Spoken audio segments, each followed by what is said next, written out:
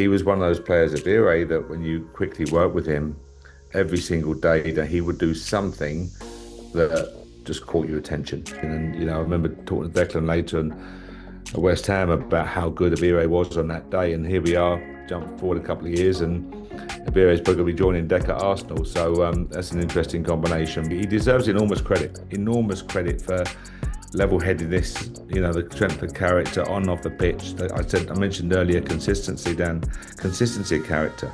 Just a really genuinely good person. So you only coached him for a year, Mark, but that year was, his best year at QPR, and obviously the year that ended up getting him his move to the Premier League as well. I mean, when you obviously walked through the door at QPR, could you see straight away that he was someone that had that talent to be not just a big player for you, but maybe a sort of a special player in the future?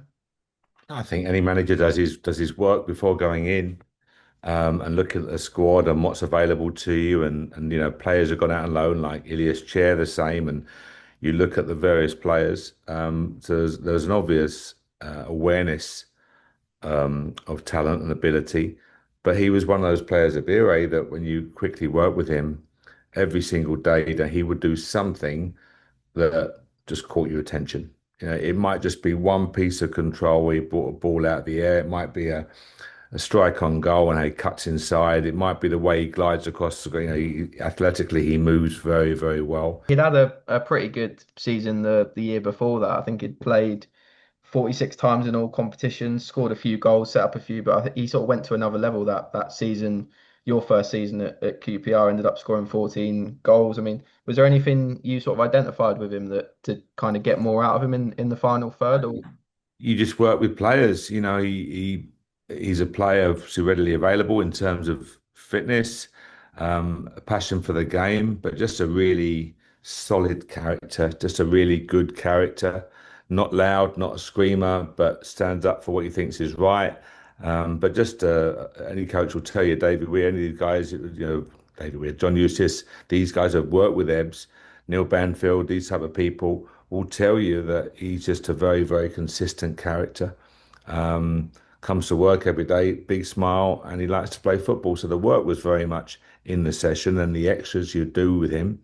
And Ebere likes a lot of analysis work, and he did the analysis every day, 10, 12 minutes, that's all it was, but highlighting strengths and weaknesses. It's just part of the package that any coach then would do that, to develop your players. But certainly the raw talent was so very evident, and delighted to see him. We played West Ham in a behind closed doors game at the London Stadium, and Ebere was outstanding, absolutely outstanding. And I remember talking to Declan later and at West Ham about how good Ebere was on that day. And here we are, jump forward a couple of years, and Ebere's probably going to be joining Deck at Arsenal. So that's an interesting combination. But certainly he just had that talent.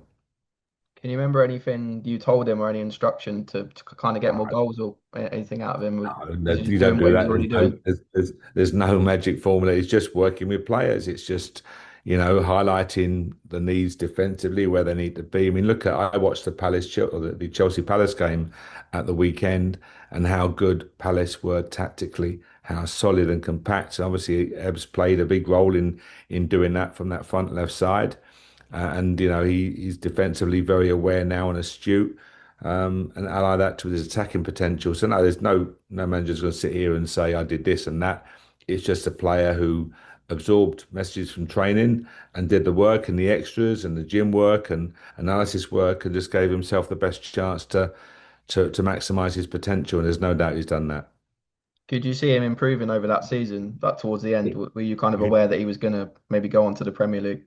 He was just a player that obviously was relishing playing football, was enjoying the stage, and he had the confidence and self-belief, but not the arrogance. He just had confidence and self-belief to go and impact games. He knew he was good. He knew he was good enough to impact at the level. I think opposing teams were very wary of the attacking threat he posed. And as I say, he just relished that challenge. So he deserves enormous credit for level-headedness, the strength of character on and off the pitch. That I mentioned earlier, consistency, Dan, consistency of character. Just a really genuinely good person. So yeah, delighted for him because it's a huge move. He had great success at Palace, and now here's another step up to the level which hopefully cements his place in the England team, etc., and moves him on to the very highest levels of the game. Yeah, you kind of touched on it there. Obviously, we've seen a lot of players this summer who haven't been playing with all the, obviously the transfer speculation, but he's been praised a lot for, he's just kind of got his head down and kept playing his football, kept playing for Palace, and is that from your experience working with him? That's the kind of professional he is.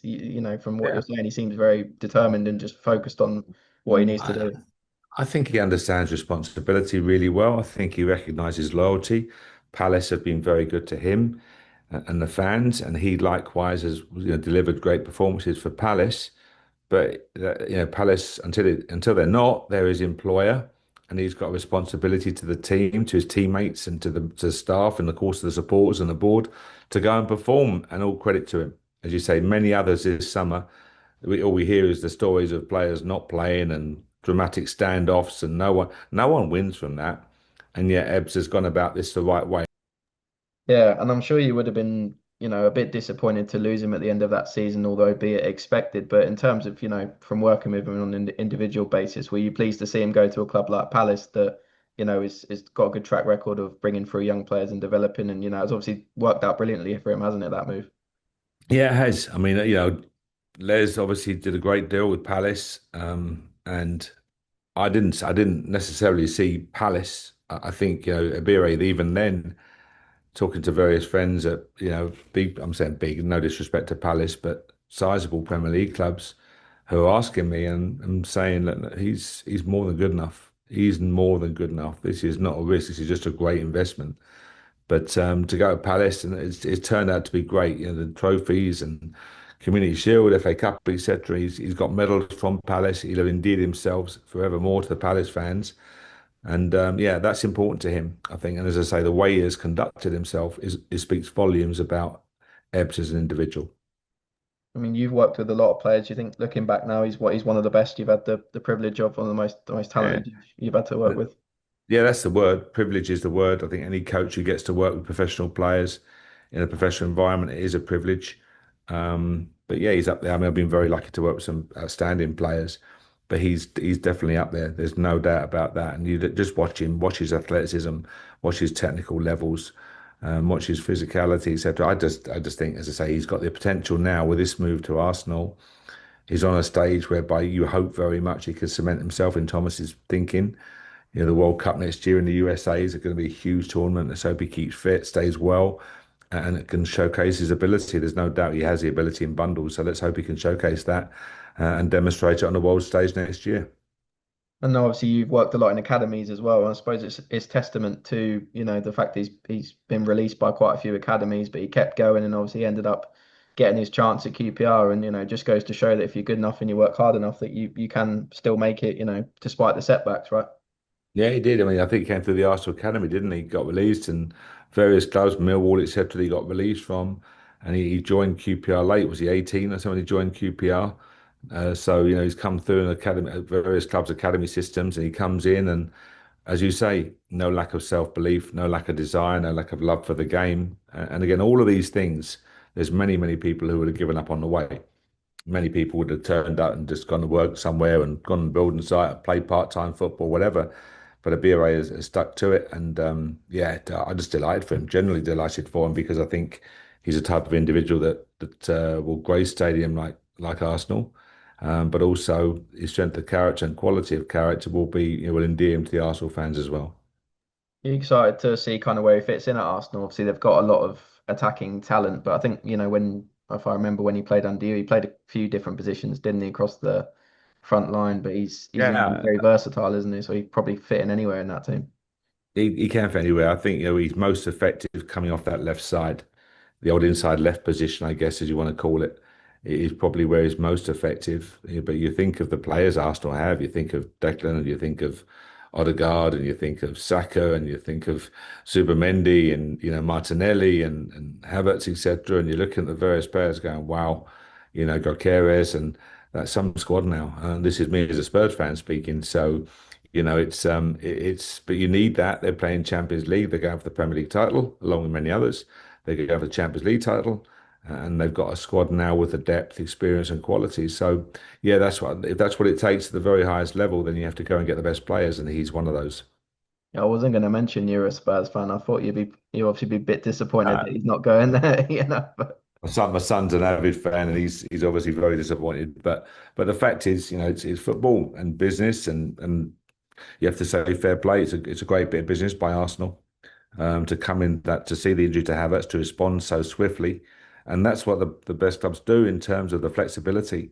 You think back to Brentford, they have that ownership, the owner who has the flexibility to move swiftly, and in the market you need to do that sometimes. So, yeah, fair play. Although it hurts me as a Spurs fan, fair play to Arsenal for executing in such a manner.